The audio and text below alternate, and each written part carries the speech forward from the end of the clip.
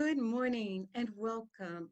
We are delighted that you have decided to join us today for our Sunday morning celebration service right here at Unity of Citrus County.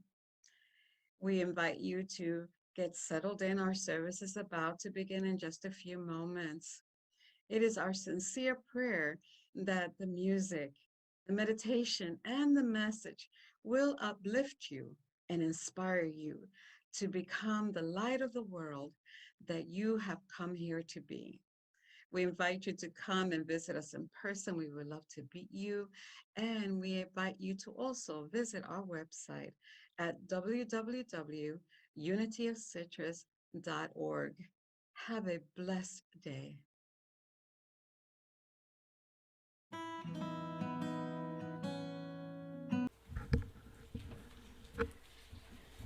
So you're not going to hear any more snap, crackle, pop. We figured out what it was. It's so good.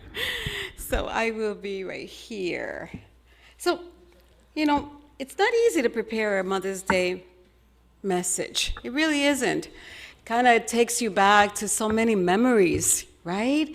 And so today, as we honor our mothers, and we're going to be honoring the heart of the mother and the principle of motherhood and the divine feminine, we're going to honor that today. It's important to acknowledge that on this day, in the hearts of so many all over the world, and maybe in this very room, this day is probably an unsolicited reminder of what was, but no longer is, or maybe what never was. So I want you to know that what I feel in the room right now is very sacred space, that it's okay to be ourselves in this place, because we are held in love always. So, John, can you put that up for me? This is a picture of my mom. It's coming up. That's Mom. And I want to talk a little bit about her, because I'm in my hopes about sharing about her that you will see your mom in her too. See, my favorite picture is this one, the one on the left. You know what she's doing there? She's calling. No, Mom will call us. If we went by 2 days, she would pick up that phone and she would say, "Hello, this is your mother. Did you forget that I was alive?" She would do that all the time. And so we would talk to each other as siblings and say, "Oh my gosh, you didn't call Mom. Let me call her because she's going to give us the lecture. Hello, did you forget that I am your mom and that I'm still alive?" She was quite a remarkable woman, really feisty. Some days I feel like I'm channeling her. Yep, nothing is going to take me down. She was that kind of a woman. My siblings and I were so incredibly blessed by her influence, and she was one of those mothers that influenced us in a very positive way. We could put it away, John. Now you get to see Mom in all her wonderfulness. She never, I don't know about you, maybe it was culturally or maybe it was the times, she never, ever, ever, ever said, "I love you." Not with words. But she did say it with the things that she did. It was so evident that she was giving all of herself to us all the time. And how many of you had a mom like that never said, "I love you," but you know that she loved you because of everything that she did? There was never a time in my life that I can recall that she was not there for me. You need to be closer? Okay. Is that better? Okay. That she was never there for me. She was always there for me. She was always there for all of us. And I don't know how in the world she did that, because there were 8 of us. So where did she find the time to make us all feel like you are special? I'm there for you, no matter what. She would work tirelessly. I tell you, she worked in a factory sewing sweaters, and the hours were long. She would spend a long time in the factory, but never, never, ever in our house was never untidy. It was always clean, and she always made us get involved in that. So we took pride in our home. We really did. We made sure that it was a welcoming place, a place that was appealing. And she always cooked a home-cooked meal. And if we didn't eat it, we would go to bed without any food. That familiar? You eat what's on your plate or you don't eat anything at all. So we never grumbled. We knew that if we didn't eat, we were going to go to bed hungry. And that taught us a lesson. The next time we would eat everything that was on the plate. She was a pretty good seamstress. I'm sorry that I never really learned some of her skills. We sometimes as children, we're not mindful. We're just not mindful of all the good things that we can learn from our parents. We kind of resist them. But anyway, she would make clothing for us, especially during the holidays. She would get on her sewing machine. You would hear her for hours and hours and hours sewing dresses, because there's so many of us, and pants. And we always went to church looking so pretty and spiffy, and everybody would say, "Oh, that's so nice," and it was Mom. We never really kind of quite realized how much effort that took. After working and cleaning and cooking at night, she was sewing. She was very resourceful and creative. There was a time when Dad got really, really sick. He had asthma that was so terrible he couldn't breathe. They had to hospitalize him, and he couldn't work, so money was not coming in the way that it did. And it was just around Christmas time. And I don't know what she did or how she did it, but somehow she managed to get a few bucks, and she went and bought some used toys, dolls and cars and little airplanes, And we didn't know. I only discovered it because I got up one night hearing her sewing machine going. And I was curious, what is she up to? And she was sewing these little dresses for the dolls. That's what she was doing. And it was funny because I watched her. She would dress the little doll up, and then she would smile, approvingly, "Oh, this is cute." Or she would paint the little car. And I remember watching with such tenderness. My mom, what a beautiful example of love my mom was. She never let anything kind of stop her. She was relentless. That woman was relentless, I'm telling you. One of the things that I love most about her, that we all did, is her laughter. Right, Z? Oh my God, her laughter was so contagious. She would, ha, ha, ha, ha. And she would try to tell you why she's laughing, but she couldn't because she was laughing so hard. And now we're all laughing because we don't know what she's saying, but her laughter was so contagious. It was always so much joy. I never want to forget that sound in my mind, how joyful her laughter was. We would purposely do things to her so that she would laugh because it was just that great. But let me tell you, she had all those things, but she was not easy to get along with sometimes. Not at all. She was strict. How many of you had strict moms? Oh my gosh. We could not get away with anything. Talk about having eyes behind our back of our head. She had eyes behind the back of her head, the side of her head, everywhere. She would catch us every time. She was very, very clear about what the rules of the house are. And if you would protest, which we really rarely did, but she would say, as long as you live under my roof, these are the rules. Can you imagine saying that to our kids today? Oh my. I remember a time, Joe and I were just married a few months, and oh my goodness, we had this amazingly huge argument about where the shoes need to be stored. It happens, right? So I grew up not having many shoes. So we would put them underneath the bed. How many of you did that? Put them underneath the bed. That's what I did. Joe was a little more fancy. Joe came from a home that had a shoe rack. And so he wanted me to put the shoes in the shoe rack, and I was not accustomed to that. And it was like battle, like who's right, and who's needs to be. So I was so upset. I said, okay, that's it. I'm leaving this man. Joe, can you give me that microphone, please? Thank you. So I packed some little things, and off I went to my mom's house, which was not too far away. And there I started to tell her, Mom, This man is absolutely impossible. I cannot live with him. He is just making my life miserable. I want to come back home. And I went on and on and on. I talked about the misery that I was going through. He making me put my shoes in a shoe rack, you know? So anyway, my mom listened. She listened very attentively. And then she says to my dad, I'll be right back. I'm going to take her home.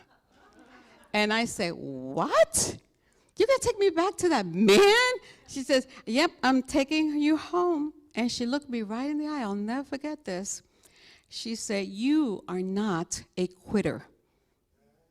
You are not a quitter. But I remember that. That was embedded in my heart. You're going to go right back there and you're going to work that out. And I tell you, that was wisdom speaking to me. Wisdom was telling me, don't quit. And I'm so glad that she gave me that advice, because here we are 53 years later.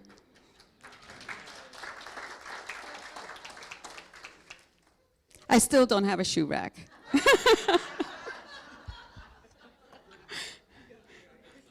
I learned so many lessons. See, I'm sure did too, about Mom. I want to celebrate her life. I want to celebrate her life because she deserves that. And today, yesterday I had my boohoo moment, but not today. Today I'm celebrating my mom. She transitioned a few years ago, and I will always long for her, I think. I miss her voice. I miss our long chats. Do you know one time she told me that she's going to leave Dad? We became friends. You ever had that relationship with your mom? You're friends. You go beyond, you transcend. There's something so sacred about the love that you share with your mom that nothing can replace that. She was our confidant, our advisor, our friend. She was truly the glue that kept us together. And now we struggle as a family, trying to stay together. And we're growing, understanding and in compassion and in love. So I became a mom. I have two incredibly wonderful, amazing daughters. I had a son, and he transitioned, but I still feel his love. But my two daughters are incredible. I can't believe that that they chose me to be their mom.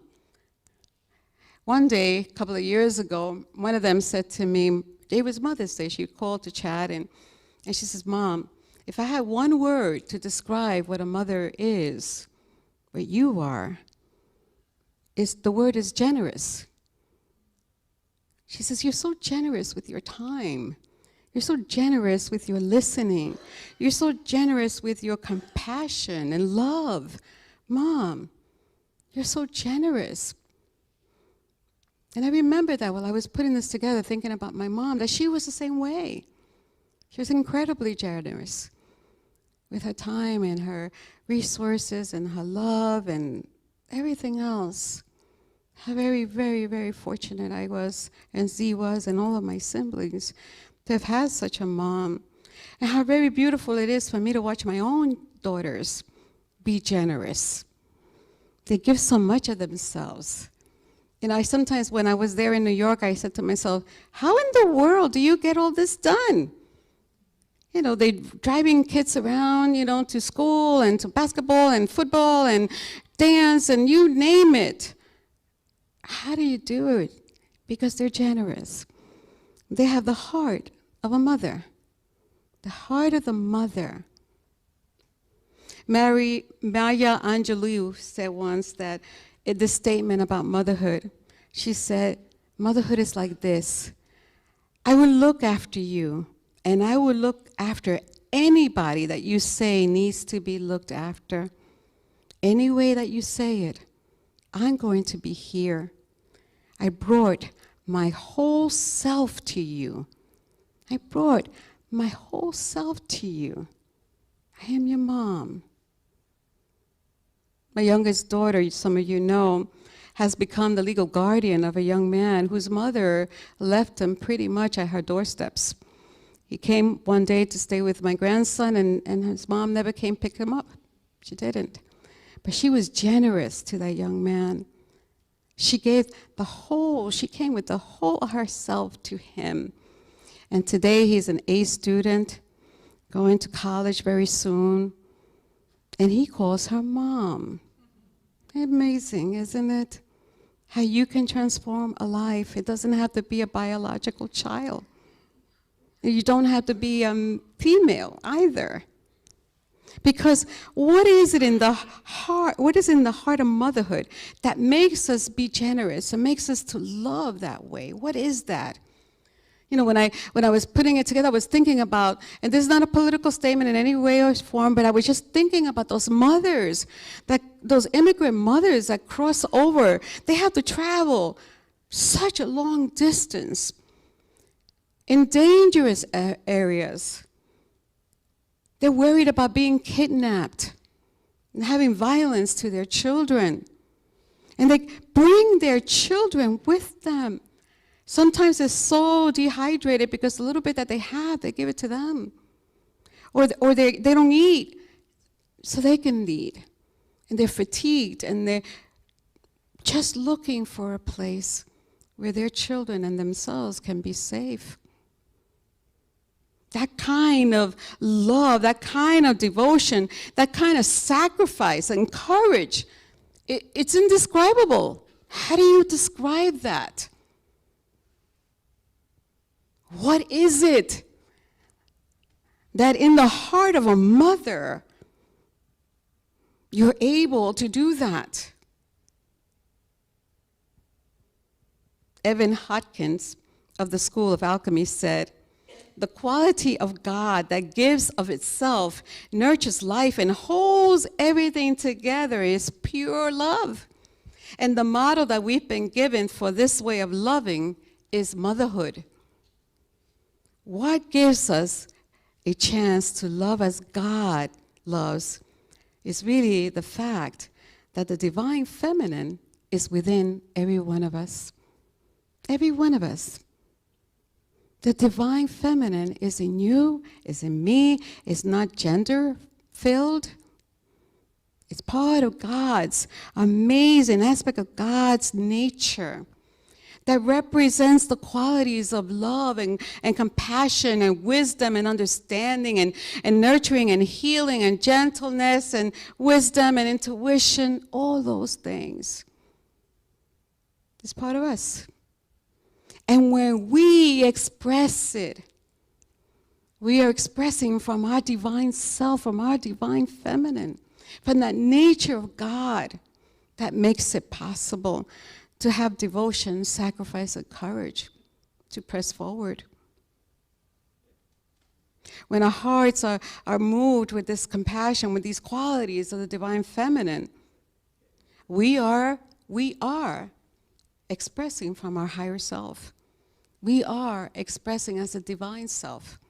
We are expressing as that which was created in the image and likeness of God, male and female, were they created. So there is within us this divine feminine, this divine masculine, but it's the divine feminine that allows us to love unconditionally. It's the divine feminine that guides us. One of the most amazing things of the divine feminine that is within us, that is part of us, that it can express through us, is intuition. Is one of the qualities of the divine feminine. And it powerfully, powerfully guides us. Just like a mother would guide their child. When something, I know, I bet you this is happening to you because it happened to me so many times. When something in our lives is just kind of out of balance, it's kind of needing attention, it's the intuitive nature of the divine feminine that kind of communicates, but it doesn't communicate with words. It communicates through our body, through our emotions, through our thoughts. Sometimes, we feel something in our body is not right? A little pain here, maybe a little tummy there, or a little congestion here. Divine Feminine says, come, I want to show you. I want to show you what's stuck in there. What emotion needs to move? What unforgiveness is still there? I mean, I know I've said it to myself so many times that when I'm talking, I find myself saying, I don't know, something doesn't feel right. You ever had that saying? I don't know, something that just doesn't feel right. Because the Divine Feminine, the intuitive part of the Divine Feminine, is trying to get our attention. It's trying to say, pay attention to this. Don't ignore it. Don't let it go.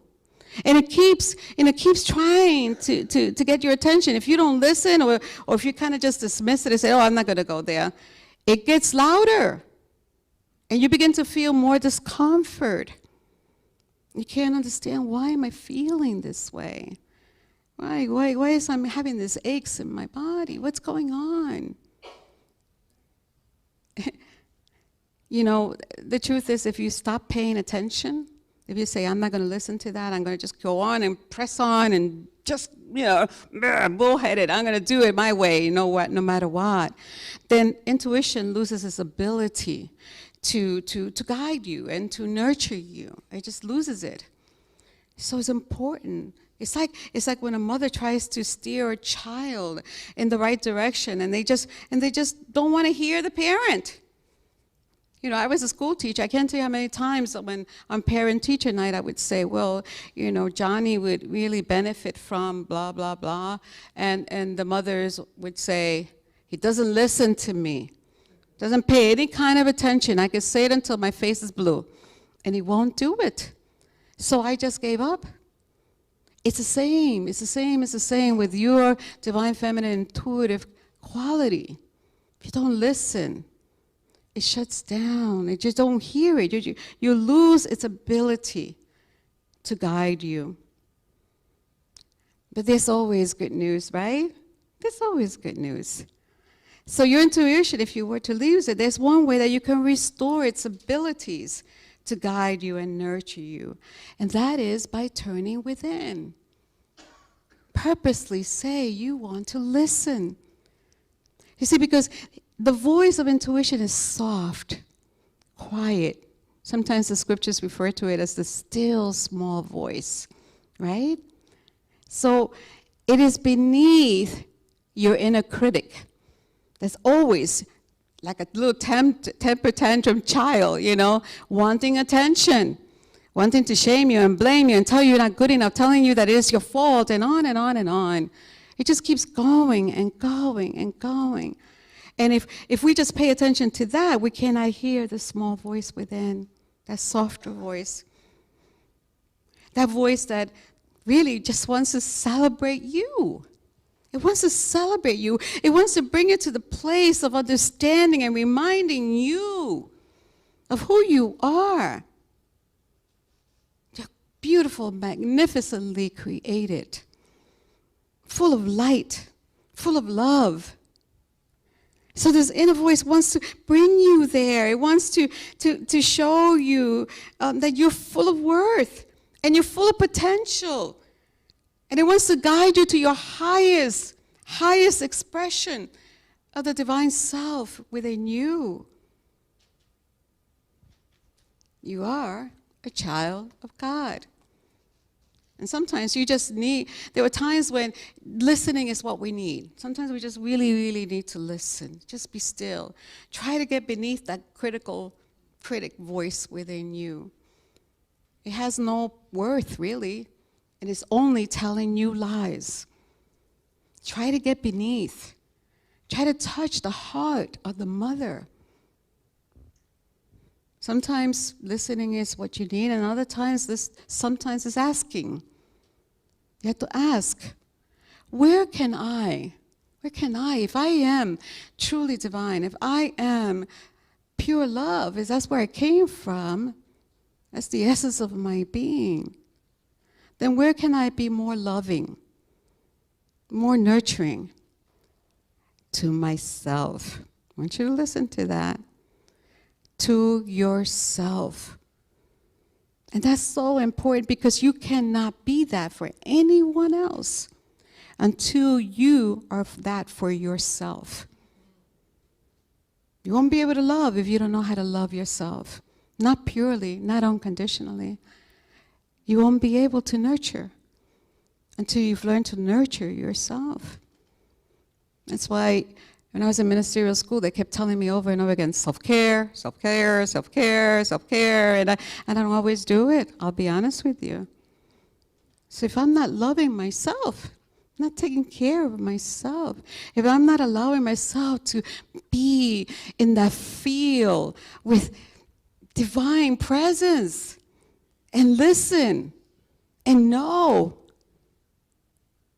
because intuition is that deeper knowing, then I will know how to love myself. I'll think that I'll just have to keep going and going and going and doing and doing and doing. And then guess what? I'm exhausted, frustrated, angry sometimes, and I cannot love you. I cannot love anyone. So yes, start with yourself. Ask that small voice, where can I be more loving?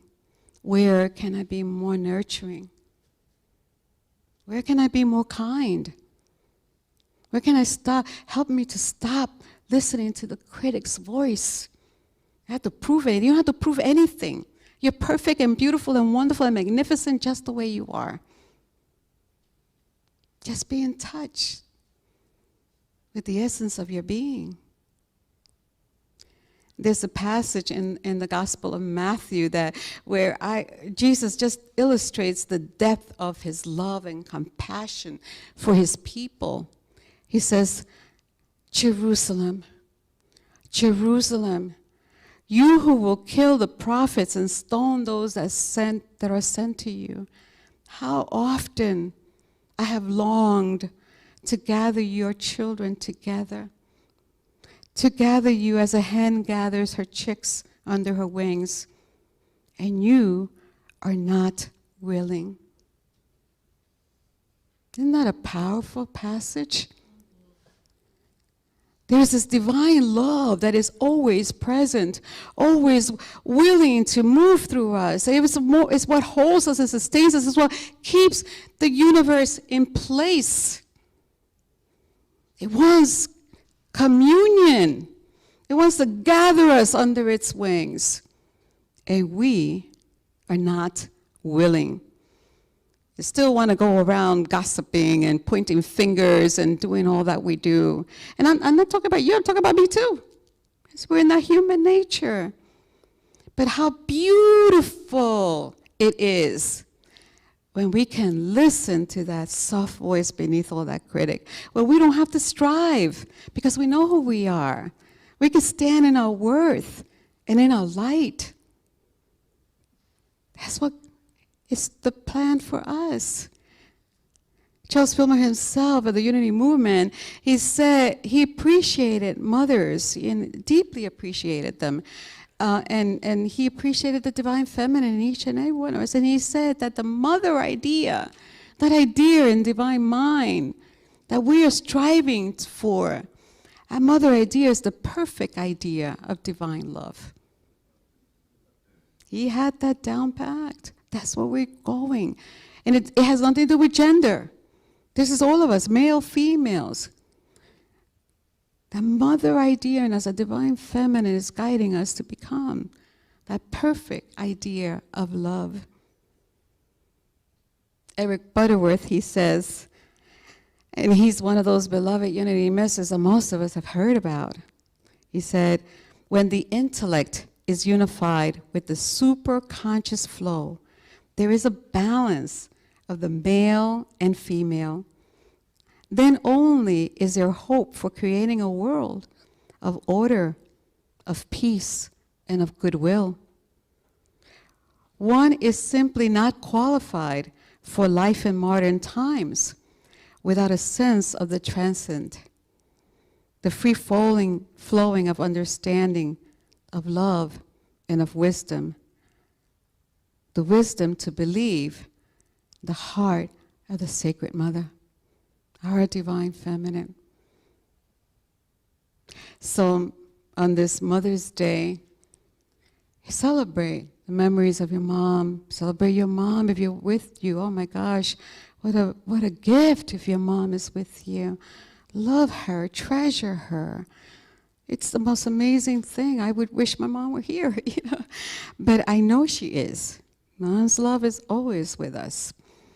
So on this day, remember and honor your mothers and all those mother figures that have been in your life, because it takes a village to raise a child, right?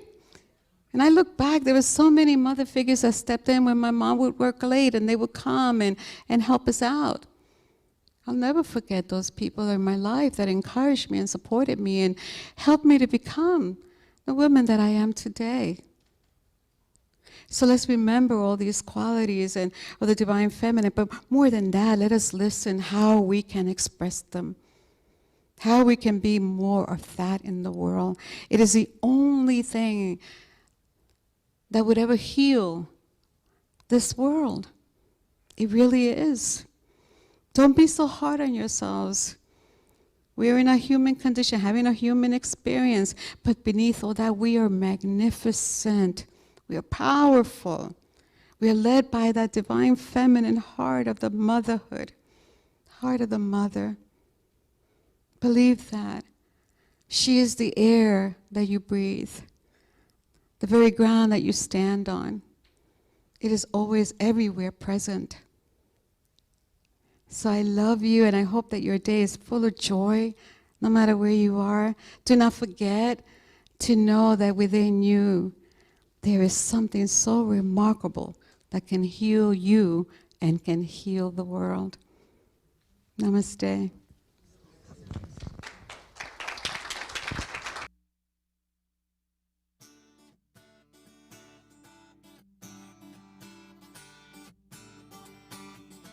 Oh, yeah.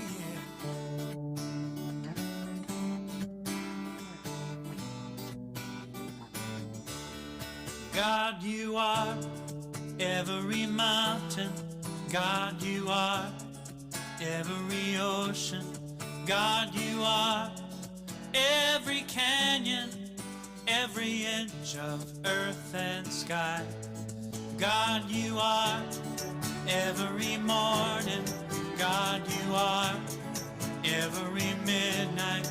God, you are every moment, every second of my life. Everything I see, everything I do, everything I am is you.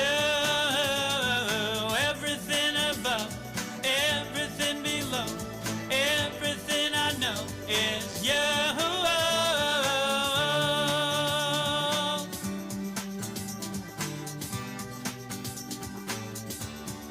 God, you are every sunrise. God, you are every moon glow.